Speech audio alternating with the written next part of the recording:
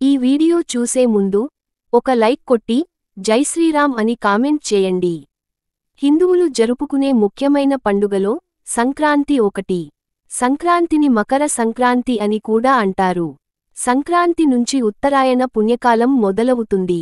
జనవరి 13వ తేదీన భోగి పండుగ, జనవరి 14వ తేదీన మకర సంక్రాంతి పండుగ, అలాగే 15వ తేదీన కనుమ పండుగ. ఈ పండుగ 3 రోజులు. ప్రతి ఒక్కరూ ఖచ్చితంగా కొన్ని నియమాలను పాటించాలి. అప్పుడే మీ ఇంటికి శుభఫలితాలు చేకూరుతాయి. మన పెద్దలు పాటించే ఈ నియమాలు వల్ల మన కుటుంబానికి చాలా మంచి జరుగుతుంది. ఒకవేళ ఇలాంటి నియమాలను పాటించకపోతే మాత్రం ఖచ్చితంగా మీ ఇంటికి కీడే జరుగుతుంది. కాబట్టి ఈ సంక్రాంతి పండుగ రోజుల్లో అసలు ఎలాంటి నియమాలను పాటించాలో ఈ వీడియోలో తెలుసుకుందాం. ముందుగా ఈ వీడియోకి ఒక లైక్ కొట్టి మన ఛానల్ని సబ్స్క్రైబ్ చేసుకోండి. సాధారణంగా సంక్రాంతిని కీడు పండుగ అని అంటారు. కాబట్టి మీ ఇంటికి ఎలాంటి కీడు జరగకుండా ఉండాలంటే ప్రతి ఒక్కరూ కొన్ని నియమాలను పాటించాల్సిందే. సంక్రాంతి పండుగకు ముందు రోజు భోగి పండుగను జరుపుకుంటారు. భోగి పండుగ రోజున ప్రతి ఒక్కరూ వేడినీళ్లతో తలస్నానం చేయాలి. ఇలా తలస్నానం చేసేటప్పుడు నీటిలో కొన్ని రేగిపళ్లను వేసుకొని తలస్నానం చేస్తే ఎటువంటి అనారోగ్య సమస్యలు లేకుండా ఆయురారోగ్యాలతో జీవిస్తారు. ఈ భోగి పండుగ రోజున భోగి మంటలను ఖచ్చితంగా వెలిగించాలి. మన హిందూ ధర్మశాస్త్రాల ప్రకారం భోగి మంటలను మహాయజ్ఞంగా భావిస్తారు. కాబట్టి భోగి మంటలను వేయడం ద్వారా మహాయజ్ఞం చేసినంత పుణ్యఫలితం దక్కుతుంది. మీ ఇంట్లో ఉన్న పనికిరాని వస్తువులన్నీ భోగి మంటల్లో వేసేయాలి. ఇలా చేయడం ద్వారా మీ ఇంట్లో ఉన్న నెగిటివ్ ఎనర్జీ మొత్తం తొలగిపోతుంది. ఇంట్లోకి ఎలాంటి దుష్టశక్తులు ప్రవేశించకుండా ఉంటాయి. ఇంట్లో ఉన్న పాత వస్తువులను భోగిమంటల్లో వేయకపోతే మీ ఇంట్లోకి ఖచ్చితంగా దరిద్రదేవత అడుగు పెడుతుంది. భోగిమంటలు పూర్తయిన తర్వాత అక్కడ ఉండే బూడిద భస్మాన్ని తీసుకొని మీ నుదిటిన పెట్టుకోండి. ఇది చాలా మంచి ఫలితాన్ని ఇస్తుంది. భోగి పండుగ రోజున చిన్నారుల తలపైన భోగి పళ్లను పోస్తారు. రేగి పళ్లను చిన్నారుల తలపై పోస్తే ఆయురారోగ్యాలతో ఉంటారని, నరదిష్టి దోషాలు లేకుండా ఉంటాయి. తలపై భాగంలో బ్రహ్మరంధ్రం ఉంటుంది. కాబట్టి తలపైన భోగి పళ్లను పోయడం వల్ల పిల్లలకు మేధస్సు పెరుగుతుందని నమ్ముతారు. అలాగే శ్రీ మహావిష్ణువు ఆశీస్సులు లభిస్తాయని నమ్మకం. 12 ఏళ్లలోపు ఉన్న చిన్నారుల తలపైన భోగి పండ్లను పోయవచ్చు. భోగి పండుగ రోజున ప్రతి ఒక్కరూ తప్పకుండా నువ్వులు మరియు బెల్లం తినాలి. అలాగే భోగి రోజున నువ్వులను దానం చేస్తే మీ ఇంటికి అఖండ రాజయోగం సిద్ధిస్తుంది. భోగి రోజున ఇంటి ముందు ముగ్గులు వేసి ముగ్గుపైన గొబ్బెమ్మలు పెట్టాలి.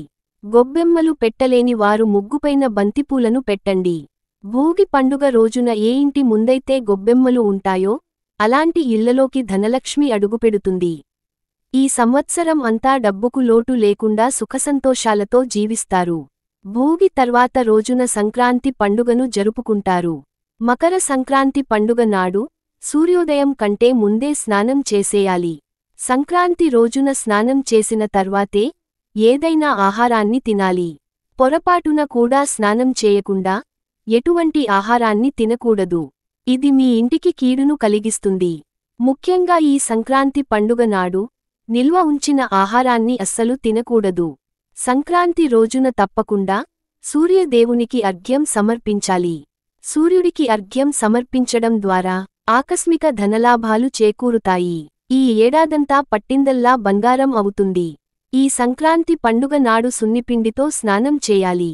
సంక్రాంతి నాడు ఇలా స్నానం చేస్తే జాతకంలో ఉన్న దోషాలన్నీ తొలగిపోయి మీ జాతకంలో అదృష్టం పెరుగుతుంది. ఈ సంక్రాంతి రోజున ఇంటి గుమ్మానికి పసుపు రాసి కుంకుమ బొట్లు పెట్టుకుని మీ ఇంటి ప్రధాన తలుపులపైన పసుపుతో స్వస్తిక్ గుర్తును వేస్తే మీ ఇంట్లోకి లక్ష్మీదేవి అడుగు పెడుతుంది. సంక్రాంతి రోజున ఏది చేసినా చేయకపోయినా శివునికి అభిషేకం మాత్రం ఖచ్చితంగా చేయాలి. సంక్రాంతి రోజున చేసే శివాభిషేకాలకు కోటి జన్మల పుణ్యఫలితం లభిస్తుంది. మీ జీవితంలో ఉన్న కష్టాలన్నీ తొలగిపోయి మీకు మంచి రోజులు ప్రారంభమవుతాయి. సంక్రాంతి రోజున చేసే శివాభిషేకలకు ఎంతో శక్తి ఉంటుంది. శివునికి అభిషేకం చేయలేనివారు ఓం నమఃశివాయ అనే మంత్రాన్ని 108 సార్లు జపించండి. సంక్రాంతి పండుగ నాడు పొరపాటున కూడా ఉల్లిపాయ మరియు వెల్లుల్లి తినకూడదు. ముఖ్యంగా ఈ సంక్రాంతి పండుగ నాడు ఎవరికైనా పెరుగును దానం చేస్తే విశేషమైన పుణ్యఫలితాలు లభిస్తాయి. సంక్రాంతి రోజున పెరుగును దానం చేస్తే మీ జీవితంలో డబ్బుకు లోటుండదు. మీ పిల్లల భవిష్యత్తు బాగుంటుంది.